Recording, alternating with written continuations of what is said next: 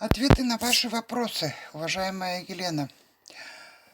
Во-первых, вопрос про разворот узора. Хотя я хочу сейчас вам показать, рассказать, как вам просто начать работать. То есть был задан вопрос насчет меню вид, про эти номера пряжи и нитеводители. То есть здесь мне невозможно. Это двухцветный узор. Здесь в данный момент вам не стоит загружать голову и лезть вот сюда. Пока вы можете сделать рисунки все свои. То есть простым способом. Есть видео про 3, 4, 5-цветный жаккард, как поставить эти же служебные номера. То есть они вот служебные номера, они отражаются здесь. То есть этим уже как бы автоматически присвоены номера. Нужно ли это? Я лично не пользуюсь этой функцией, и для вида я их отключаю. Более серьезно, что относится к созданию рисунка, это здесь то, что мы видим, иглы. Здесь все цвета имеют выбранные иглы. Вот. Все цвета имеют выбранные иглы, кроме одного. Вот. Невыбранная игла. Если мы хотим поменять цвет фона, и должны помнить о том, чтобы фон у нас был невыбранными иглами. Не нравится нам синий фон. Что мы делаем? Например, хотим белый. Наводим курсор на символ иглы в желаемом цвете и нажимаем правой кнопкой мышки, щелкаем. Щелкнули. Видите, игла стала невыбранной. И теперь опять она мне... Вот, она стала невыбранной. И теперь, чтобы поменять этот фон, мы что делаем? Нажимаем так, чтобы на левой кнопке мышки, где у нас сейчас находится вот такой цвет, если будем рисовать, да, чтобы там находился белый цвет. Щелкаем левой кнопкой мышки на правой кнопке мышки у нас находится фоновый цвет. Обе иглы невыбранные, да, тут у меня соскочило. Это мы ставим на левую кнопку и нажимаем здесь заменить. То есть белый цвет у нас заменяет синий цвет у нас. Щелкнули, пожалуйста, фон у нас белый и иглы у нас не выбранные. Да, и видим, что это у нас тоже не выбранная игла. И можем здесь щелкать на любые цвета. Скажем, я щелкнул левой кнопкой мышки плюс карандашик, и вот можем просто что-то рисовать. Я тут так просто нарисую. Итак, немножко докончим, продолжим, создадим уже какой-то условный рисунок. Итак, далее у нас идет вопрос по развороту рисунка. Не карусель. Карусель это... сейчас нажму 4 раза. Значит, карусель это у нас, которая отражает от центра. Видите, в нескольких местах она отражает. Нам это не надо.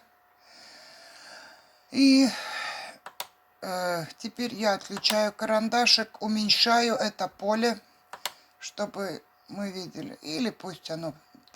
То есть поле будет все переворачиваться. Я просто уменьшу поле, чтобы было более понятно. Колонны убираем правой кнопкой мышки. Итак, вот у нас такой рисунок, хотя, может быть, надо оставить... Ладно, пусть будет так. Итак, разворот. Здесь разворот это у нас в меню «Изменить». И значит, что у нас здесь есть? Здесь мы имеем опции переместить, не буду рассматривать, вращать. Вращать можем вращать, то есть под любым углом. Далее изменить, зеркально отразить. Зеркально отразить. И идем сюда. Или по вертикали. Она у нас будет отражаться. Нажимаем левой кнопкой мышки. Вот она развернулась. Да, или изменить, зеркально отразить и развернуть по горизонтали. То есть вот такая это про развороты. Также помним то, что мы можем занести, есть видео, где, что мы можем занести в блок. То есть вот я нажала блок, отметить блок. То есть я отмечаю какую-то часть. И теперь, если вот ладошка здесь, я нажимаю левую кнопку мышку, ладошка, активирую блок, и нажимаю клавишу Ctrl. Вот она у меня развернула по горизонтали. Если я нажимаю клавишу Tab, она у меня разворачивает вверх-вниз. Но это только действует, когда включен отмеченный блок. Далее двойное удлинение. Это у нас изменить вариации.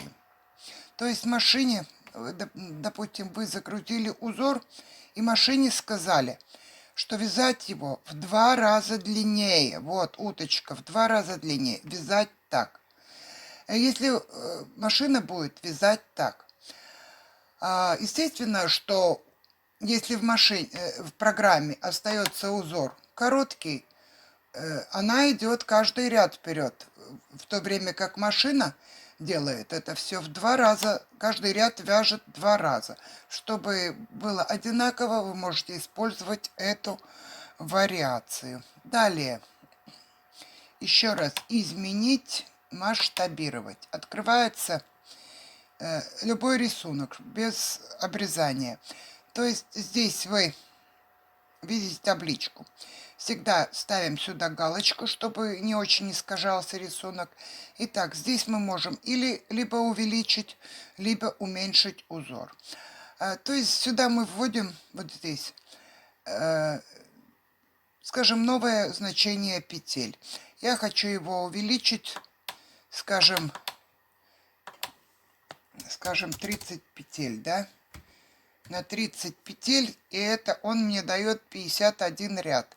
Если предусматривается двухфантурный жаккард, то добавляем одну петлю, чтобы было парное число. И нажимаем ОК. Вот у меня узор увеличился. Далее еще раз промасштабировать. То есть здесь, если мы увеличиваем больше, чем на 50%, узор, то есть был у меня вот тут 31, сразу же я тут могу подправить карандашик и цвет, да.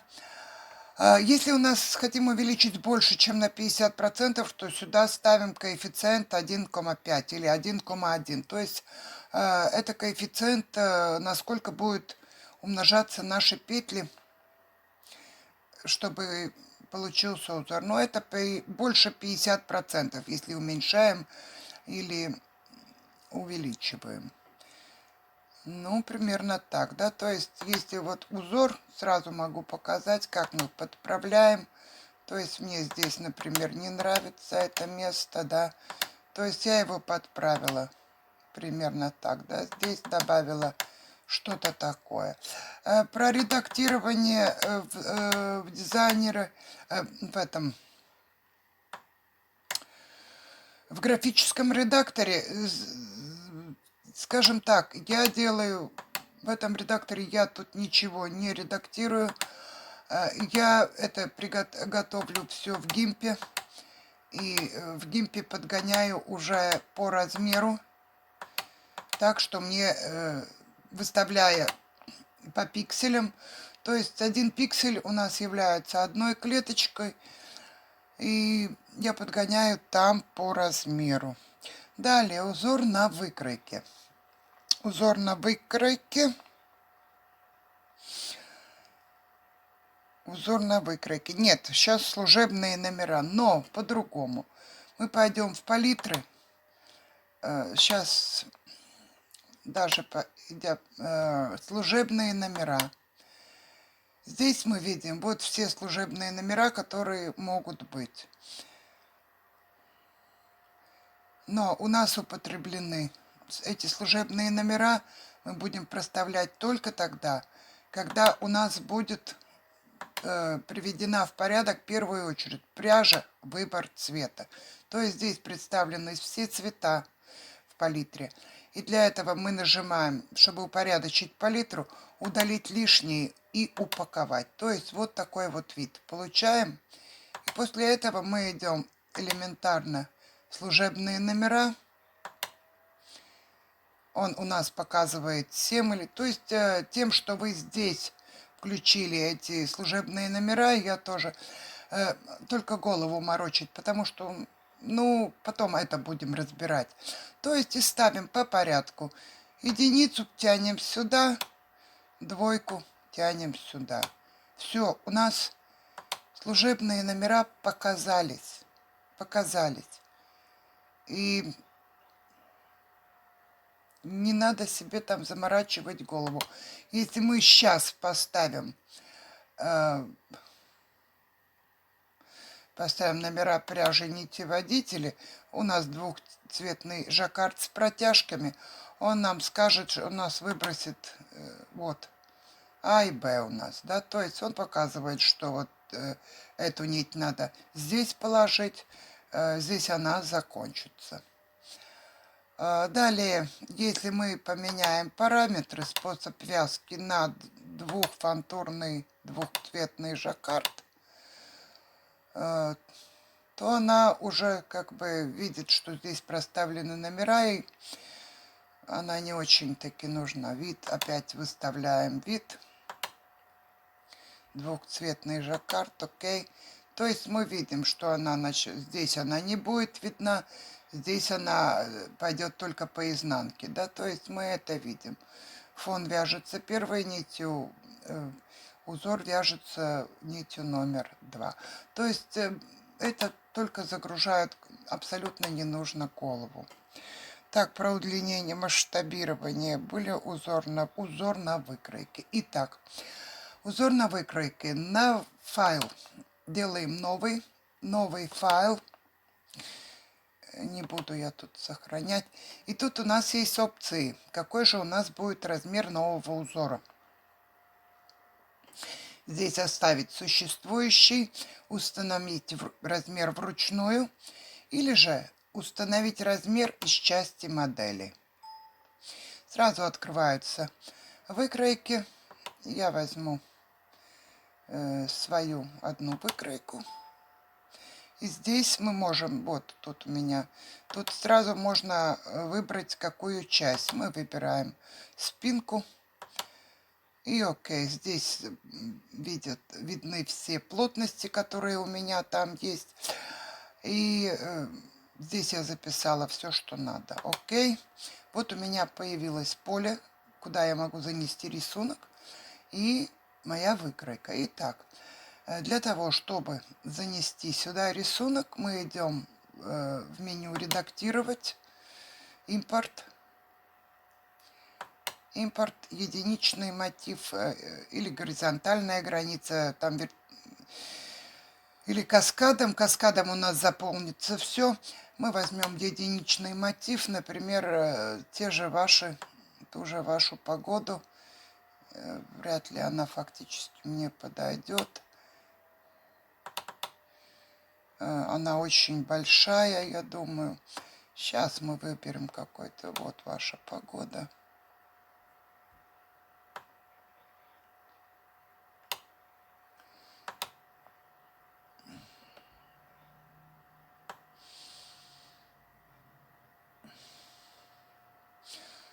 Погода, она слишком большая. Выберу-ка я вот этих двух своих птиц.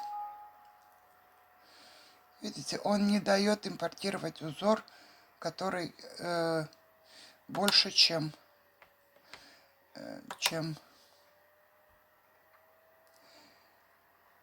Итак, по новой. Редактировать, импорт, единичный мотив. Возьму-ка я какой-то рисунок поменьше. Например, вот эту же лисичку. То есть вот она здесь появилась. Я навела руку сюда. И, пожалуйста, размещаю, куда я хочу. Далее, что мы тут можем сделать? Если мы загрузили лисицу у нас... Ну, то есть я здесь хочу эту лису. Пожалуйста. И теперь я могу открыть интерактивное вязание, сохранив. Это уже будет сохранено вместе с выкройкой. Можно будет видеть в интерактивном вязании. То есть я сейчас пройду обратно. И пока еще раз сделаем импорт, единичный мотив какой-то. Ну, например, этот вообще... Нет, отменить сделал. Я хотела редактировать импорт каскадом. Если мы тоже свою лису, я нажму каскадом, окей, у меня все поле зальется моими лисами. И вот моя выкройка. Лиса не очень по центру. Что я делаю? Я нажимаю этот крестик и пододвигаю выкройку так, чтобы было симметрично у меня эти лисички. То есть вот таким образом это я отключаю. И вот такой узор. Отключаю выкройку и сохраняю. Или опять могу поставить выкройку. Точно так же все. И сохраняю этот файл уже. Сохранить под новым именем. Тут неподходящий. Я его сохраняю. Потом сможем его опять переделать. То есть я его сюда ДК. То есть у меня папка, как видите, узоры из ДК, да. И в ней есть подпапки. Открываю подпапку про уроки. И пишу у меня, что это у меня лиса. Лиса 2, например, да. И я сохранила этот узор, да. Но мне требуется еще поменять параметр, да, способ вязки. Двухцветный жаккард. Я здесь должна поменять на трехцветный жаккард. То есть параметры. И там будет...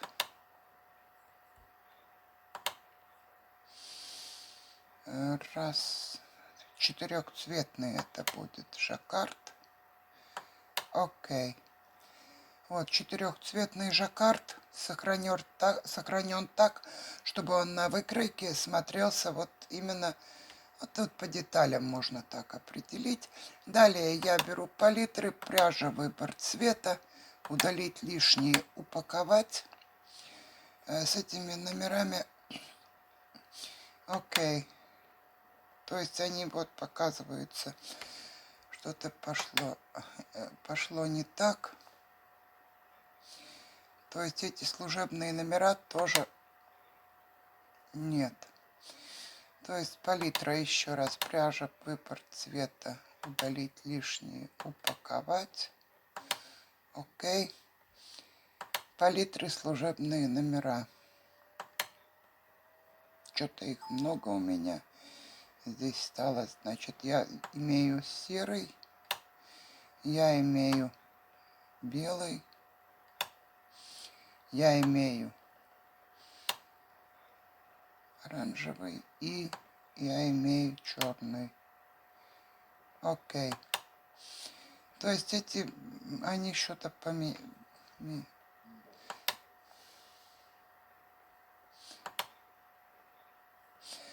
они голову морочат. Я никогда так не делаю. Еще раз смотрим палитры.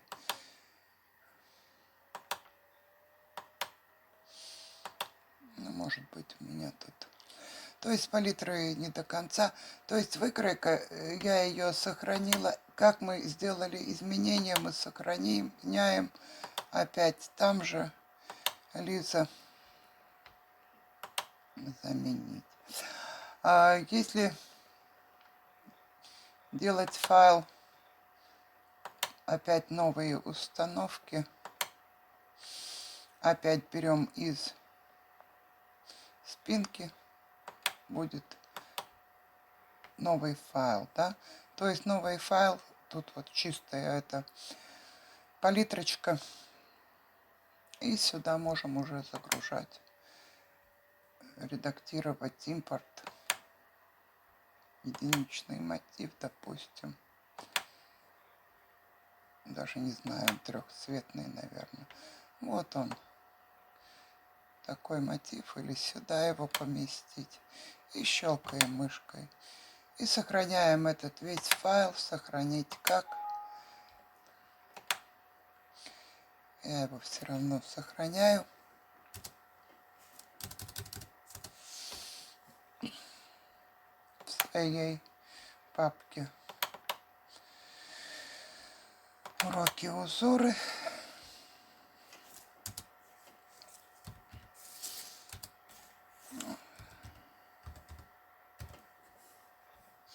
Потом нет.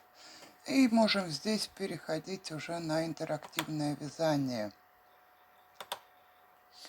Перешли на интерактивное вязание, и здесь вот тут узоры, тут файл. Я открываю файл. Открыть файл. Спинка у нас была. И тут у нас появляется такая табличка. Только форму открыть или с интегрированным узором. Я выбираю интегрированный узор. Ну, тут неправильно там мы сделали. То есть, если здесь неправильно, когда я сохранила, то я могу открыть только форму. Вязать дальше. То есть узор у меня загружен в машину, и я вяжу здесь. Я вяжу здесь файл узора. Лиса 2 у нас, или птица там. Вот наши лисички, например. Я уже устала сегодня, тут что-то малость и программа глючит. Надеюсь, что немножко вам помогла. Что я могла, то рассказала. Будет новый день, будем еще раз контактироваться. На этом сегодня все. Пока-пока.